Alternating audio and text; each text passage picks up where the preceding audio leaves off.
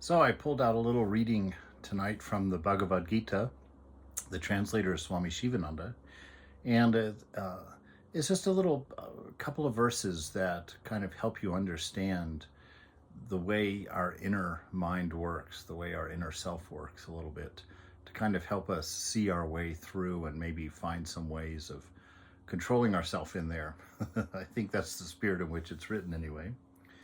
I think it's chapter 2 and verse 62 to 64 here. It says, when a man thinks of objects, okay, and this objects are the senses, so basically any objects, as you mull over those objects, as you start thinking of them, usually things that you're attracted to, you see a piece of cake and then you just start thinking about a piece of cake, and you start remembering your experiences with that piece of cake, and you start remembering the taste of that piece of cake and how much you enjoyed it and what your favorite kinds were. So when a man thinks of objects, attachment to them arises, a desire for them.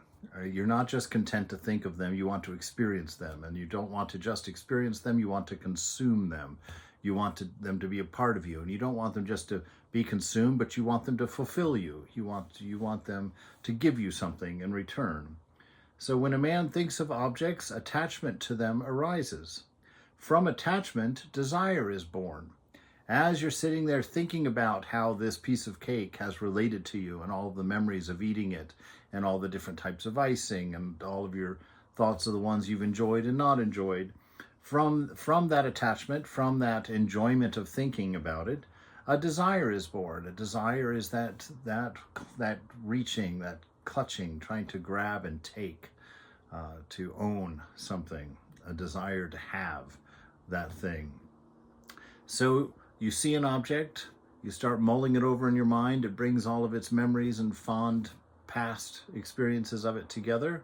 That creates an attachment. That attachment creates a desire, a longing to actually have the thing, to own the thing, to consume it, and to get something from it.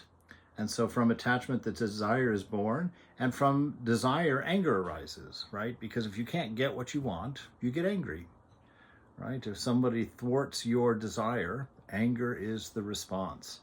And so you see how this progression happens here. So from desire, anger arises. From anger comes delusion. You don't think right. You think that it's a good idea to punch that person, or a good idea to shoot that person, or a good idea to call your best friend some name or something. So from anger comes delusion, wrong thinking, right? You're no longer in charge of yourself. And from delusion, the loss of memory, which is that loss of remembering the sanity, remembering your normal mind, your normal state of being, remembering that this person that you're angry at is your mother or your best friend or your spouse. So this loss of memory, this loss of placement, this loss of continuity in ourselves happens. After this anger comes delusion, and from delusion, this loss of memory, and from the loss of memory, the destruction of discernment or discrimination, being able to tell what is up and what is down. This is where some of our weird thinking comes from, our prejudices and our biases and our just unclear thinking, not based on fact, but usually based on emotional responses and memories of emotional responses. Once you get to that level of this delusion, you're no longer in yourself. You're no longer rooted in here. You're now living up here, and your moods and your convictions and your ideas change based on the circumstances and conditions of the place that you're in.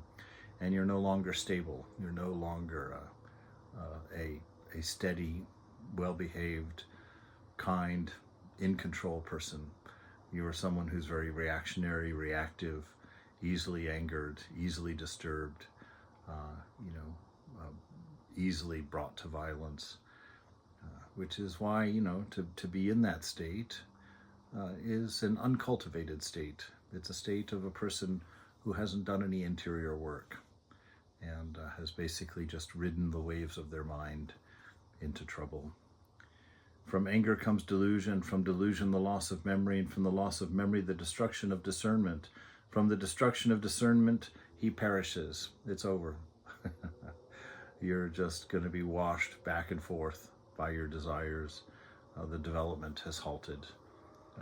And so now you're victim to your insecurities, victim to your lack of self-control, victim to your lack of education, to your lack of discipline inside, right? But the self-controlled man, he says, in contrary, moving amongst objects with the senses under restraint, he is free from attraction and repulsion and attains to peace. Right? He's tasted of those fruits. He knows that there's no fulfillment in them, that they just cause more hunger for more of the same. And he's no longer pulled out of himself by seeing the beauty. He acknowledges the beauty, looks through it at the divine nature behind it, but it does not go to the stage 2 of creating an attachment and then a desire. And so then that desire doesn't get thwarted, and so he's not angered. And because he's not angered, he doesn't lose his discernment, you know. And so the self-controlled man moves amongst objects with the senses under control, right? And free from attraction and repulsion, he attains to peace.